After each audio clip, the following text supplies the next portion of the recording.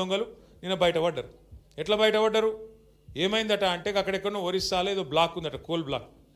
ఆ బ్లాక్ 9 అట. ఆ 9 బ్లాక్ కోసం ముఖ్యమంత్రి ఉప ముఖ్యమంత్రి ఇద్దరు మంచిగా కేకును కోసుకున్నట్టు కోసుకున్నారట. కోసుకుంటే ఇంకో మూడో మంత్రి, ఆయన పేరైంది వెంకటరెడ్డి. వెంకటరెడ్డి వచ్చి అగో మీ ఇద్దరే తింటారా కేకు, నాకు కూడా ఒక ముఖ్యరా అని వెంకటరెడ్డి అడిగినాడు. వెంకటరెడ్డి అడిగితే అగో నువ్వెట్లా అడుగుతావా నువ్వు అని చెప్పి ఆయన మీద ఉప ముఖ్యమంత్రి గారికి దగ్గరగా ఉండే ఛానల్లో ఒక స్టోరీ వేసారు. ఈయన లంగ పనులు చేస్తుండు, దొంగ పనులు చేస్తుండే, ఏదో పనులు చేస్తుండని స్టోరీ వేసారు. వేసేవరకు ఈయన తెల్లారి ప్రెస్ మీట్ పెట్టి కన్నీరు గార్చి ఓహో ఆహా ఆహా ఓహో నేడిసి ఈయన కూడా రజనీకాంత్ లెవెల్లో యాక్టింగ్ చేసి నన్ను కావాలంటే ఇసమిచ్చి చంపుర్రి కానీ ఇట్లా చేయకుండ్రి నేను చాలా మంచోని అని ఈయన యాక్టింగ్ చేసిండు. చేసే వరకు ముఖ్యమంత్రి ఏం చూసిండు, ఓ ఒక్క దెబ్బకు 2 పిట్టెలు దొరికేటట్టున్నాయి ఇలా అని చెప్పి ఇంకొక పేపర్ ఆయనకు చెప్పి వీళ్ళిద్దరి మీద రాపిచ్చిండు. రాపిచ్చే వరకు ఉప ముఖ్యమంత్రికి మండింది. అగో ఇట్లా చేస్తారు నన్ను, ఇంత మాట అంటావా, నన్ను నేను దోపిడీ చేస్తా అంటున్నావా, నువ్వు దోసుకుంటుందంతా నువ్వు నీ కుటుంబం నీ అన్నదమ్ములు మమ్మల్ని అంటావా అని చెప్పి ఆయన ఉప ముఖ్యమంత్రి తెల్లారి రద్దు చేసి పారేసి. రద్దు చేసినాక ఏమైంది, మన నాయకుడు హరీష్ రావు గారు ఆయన ప్రెస్ మీట్ పెట్టిండు. అరే ఇది ఒకటే ఎట్లా రద్దు చేస్తావురా భయ్, మరి అన్ని ఇవన్నీ ఉన్నాయి ఇవన్నీ కూడా రద్దు చేయని పెట్టిండు సింగరేణిలో. ఇప్పుడు ఇక కుడితిలో వాడు ఎలక లెక్క కొట్టుకుంటారు ఎక్కడోడు అక్కడ. ఒకటి స్విట్జర్లాండ్ వీకిండు, ఇంకోటి అటేటో వేయండు, ఇంకోటి ఇటేటో వేయండు, కానీ ఎవ్వడు తేలుగుట్టిన దొంగలేలు ఒక్కడు మాట్లాడతలేడు నిన్నటి నుంచి. ఏంద్రాబాయ్ అంటే ఇక డైవర్షన్ గేమ్ ఆడాలి. అక్కడ అట్లా మాట్లాడగానే దొరికిరుగా దొంగలు, ఇక వెంటనే నోటీస్, నడు హరీష్ రావు నువ్వు పోలీసుల ముంగట కూర్చో. దేనికి రాబాయి కూర్చున్నాడు అంటే 2 ఏళ్ళకి అదే కార్తీక దీపం సీరియల్ ఉంటుంది, దాని లెక్క నడుతుంది కథ. అది ఒడవది తెగది, రోజు ఒకటే కథ ధారావాహిక. ఫోన్ ట్యాపింగు ఏం ట్యాపింగు, ఎవంది ట్యాపింగు, ఎక్కడ ట్యాపింగ్, ఏం ట్యాపింగ్. రేవంత్ రెడ్డి అనే వాళ్ళు లుచ్చగాడు గతంలో మన ఎమ్మెల్యేలను కొన్నప్పుడు కాదు ఆయన తిట్టాలని తిడతలే నేను. ఇప్పుడు నువ్వు లుచ్చ పని చేస్తే లుచ్చగాడే అంటారు. నువ్వు మా ఎమ్మెల్యేలను కొనుక్కుంటా 50 లక్షల రూపాయలతో దొరికిపోయిన దొంగవు.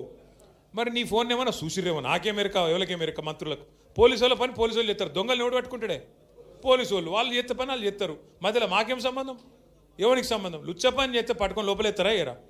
మరి అదేదో పెద్ద స్వాతంత్ర పోరాటానికి పోయినట్టు నన్ను జైల్లో దోమలు కుడుతుండే ఎరికేనా అని మాకు అసెంబ్లీలో చెప్తుండే. మరి జైల్లో దోమలు కాకపోతే ఏముంటాయి, దోమలు బల్లులు ఉంటాయి. ఈయనకు దోమలు బల్లులు కాదు, ఈయనకు తొండల పిచ్చున్నది బాగా. నా డౌట్ అయితే వీళ్ళ నాయన కూడా చిన్నప్పుడు వీళ్ళ తమ్మునికి ఏమో కొండలరెడ్డి అని పెట్టిండు, వీని పేరు తొండలరెడ్డి అని పెట్టిండు. అందుకే మీరు చూడుర్రి మాట్లాడితే అరే నువ్వు గవర్నమెంట్లో ప్రభుత్వాధినేతవు ముఖ్యమంత్రివి పని చేయరా అయ్యా అంటే నీ లాగుల తొండలిడుస్తా.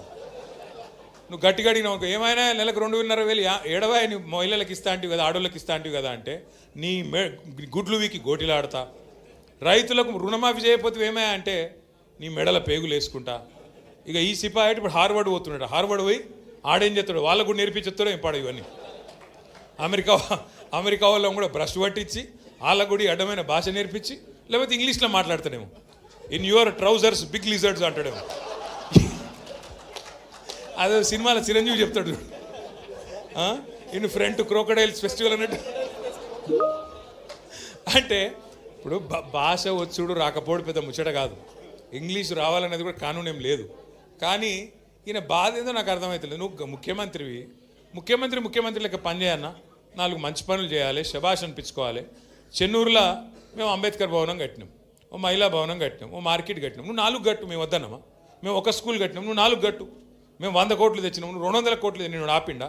గవి ఏం చేయరట, ఒకటే ఎత్తుకున్నారు ఇక వీళ్ళు. ఒక లంగ పంచాయతీ అన్నట్టు. ఏమన్నా అంటే ఇప్పుడు వివేక్ని పట్టుకుంటే మీ మంత్రిని మొన్న ఆయన చూస్తే నవ్వు వచ్చింది నాకు. ఆయన తిరుగుతూ ఉన్నాడు, మహిళలు అడ్డం వచ్చిర్రు. ఏమాయి సారు 2 నెలలకెళ్ళి రోడ్ లేదు మన్ను లేదు ఏం చెప్తున్నావు అన్నారు. గవర్నమెంట్ అడుకోపో అంటుండు. నువ్వేరా గవర్నమెంట్ నాయనా, నువ్వే మంత్రివి, నువ్వే గవర్నమెంట్ మర్చిపోయి నువ్వు అంటే. ఇంకా కేసీఆరే ముఖ్యమంత్రి ఉన్నాడు, ఇంకా సుమనే ఎమ్మెల్యే ఉన్నాడు, వాళ్ళని అడుకోపోరు అన్నట్టున్నది. ఏం చెప్పాలి మళ్ళీ వీళ్ళతో కొట్లాడాలి మన కర్మ.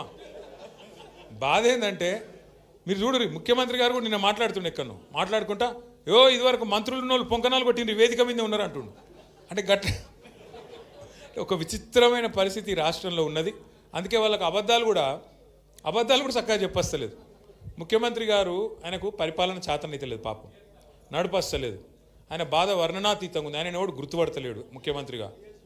ఇంకా పెద్ద బాధ ఏమిటిదంటే పేర్లు మర్చిపోతారు, మర్చిపోతే ఆయన కోపం వస్తుంది, జైల్లో పెడతాడు. పేర్లు మర్చిపోతే జైల్లో పెడతాడు. ఇట్లా నడుస్తున్నది.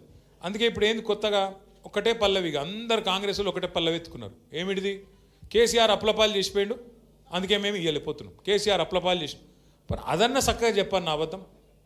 ఒకడు 6 లక్షల కోట్లు అంటాడు, ఇంకొకటి 7 లక్షల కోట్లు అంటాడు, ఇంకొకరు 8 లక్షల కోట్లు అంటారు. అరే అబద్ధం చెప్తారని అతికినట్టు ఉండాలి. కేంద్రంలో మొన్న పార్లమెంటులో కేంద్ర ప్రభుత్వాన్ని ఒక ఎంపీ గారు అడిగిండు, అసలు కేసీఆర్ ప్రభుత్వం చేసిన అప్పెంత మీరు చెప్పండి అంటే కేంద్రం ఏం చేసింది? రిజర్వ్ బ్యాంక్ని అడిగింది, కాగ్ని అడిగింది, అడిగి పార్లమెంట్లో సమాధానం చెప్పింది. ఏమని చెప్పింది సమాధానం? కేసీఆర్ పదవీ బాధ్యతలు తీసుకున్న నాడు 2014 జూన్ 2 నాడు ఈ రాష్ట్రం ఆనాడు పుట్టిన నాడు అప్పు ఎంతుండే అంటే 72,000 కోట్ల అప్పు ఉండే. ఇది కేంద్ర ప్రభుత్వం చెప్పిన లెక్క, నాది కాదు. కేసీఆర్ దిగిపోయిన నాడు 2023 డిసెంబర్ 3 నాడు కేసీఆర్ గారు దిగిపోయిన నాడు రాష్ట్రం నెత్తి మీద ఉన్న అప్పు 3,50,000 కోట్లు. 3,50,000 కోట్లల్లా ఆ 72,000 కోట్లు విరాసత్కు వచ్చింది మనకు. దాన్ని తీసేస్తే ఎంత? 2,80,000 కోట్లు. కేసీఆర్ 10 ఏళ్లలో చేసిన అప్పు 2,80,000 కోట్లు చేసిండు. మరి ఏం చేసిండు కేసీఆర్ అప్పు చేసి?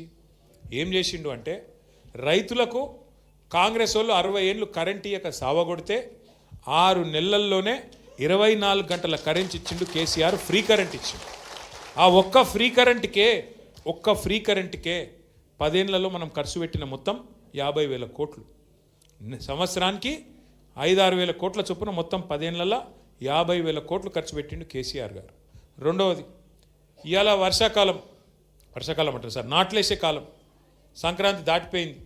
కేసీఆర్ ఉన్నప్పుడు డిసెంబర్ 28 దాటలే ఎన్నాడు. మీ ఫోన్లు ఎవరిని అడిగే అవసరం లేదు, దరఖాస్తు పెట్టుడు లేదు, దండం పెట్టుడు లేదు. ఫోన్లు టింగ్ టింగ్ టింగ్ అని నాట్లు పడుతుండే, ఇక్కడ ఫోన్లో టింగ్ టింగ్ అని పడుతుండే. ఏం పడుతుండే? ఒక్కసారి కాదు, 2 సార్లు కాదు, 11 సార్లు 70 లక్షల మంది రైతుల ఖాతాల్లో 73,000 కోట్లు వేసినోడు కేసీఆర్. 73,000 కోట్లు వేసిండు కేసీఆర్. ఎస్, అప్పు చేసిండు, భారతదేశంలో ఎవ్వరు పెట్టని పథకం పెట్టిండు, 73,000 కోట్లు మీ ఖాతాలు వేసిండు. ఇదివరకు ఎవరన్నా ముఖ్యమంత్రి ప్రధానమంత్రి పైసలు ఇచ్చిరా రైతులకు? గుంజుకున్నోళ్ళే తప్ప ఇచ్చిన వాళ్ళు ఉన్నారా?